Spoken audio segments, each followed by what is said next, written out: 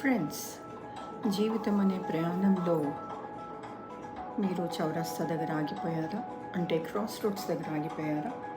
ఇది ఒక్కసారే వచ్చిందా, లేదా మరల మీరు ఈ క్రాస్ రోడ్స్ దగ్గర ఆగిపోతున్నారా?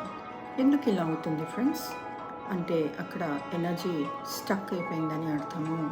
ఎప్పుడు కూడా మనం ఒక నది ప్రవాహంలాగా ఉండాలి friends, to go in the flow.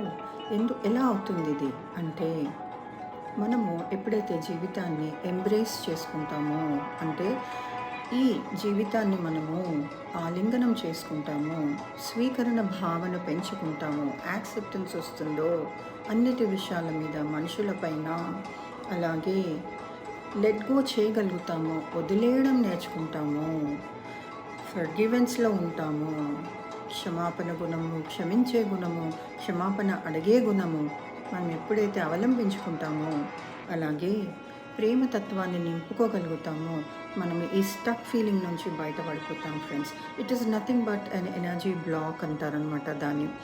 ఇది ఎందుకు జరుగుతుందంటే, మనము అవేర్గా లేకపోవడం వలన, ఎరుక లేకపోవడం వల్ల జరుగుతాయి తప్పులన్నీ కూడా.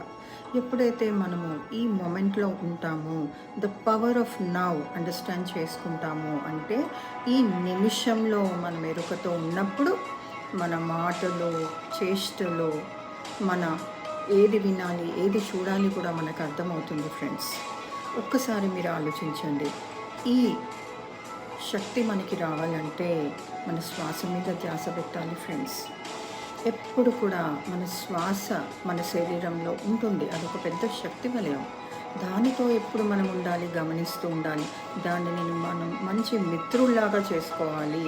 చేసుకున్నప్పుడు అది మనని గైడ్ చేస్తుంది కరెక్ట్గా, ఎక్కడికి వెళ్ళాలి, ఏం చేయాలి, సొల్యూషన్స్ కూడా, పరిష్కారాలు కూడా మనకు వస్తాయి ఫ్రెండ్స్. ఆలోచించండి ఫ్రెండ్స్. శ్వాస పైన ధ్యాస పెడితే ఇలాంటివన్నీ తగ్గిపోతాయి. ఒత్తిడి, ఆందోళన, లేదా ఫ్రస్ట్రేషన్, డిజెక్షన్, ఇంపేషన్స్, కోపము, ద్వేషాలు, ఇవన్నీ కూడా తగ్గిపోతాయి ఫ్రెండ్స్. ఆలోచించండి.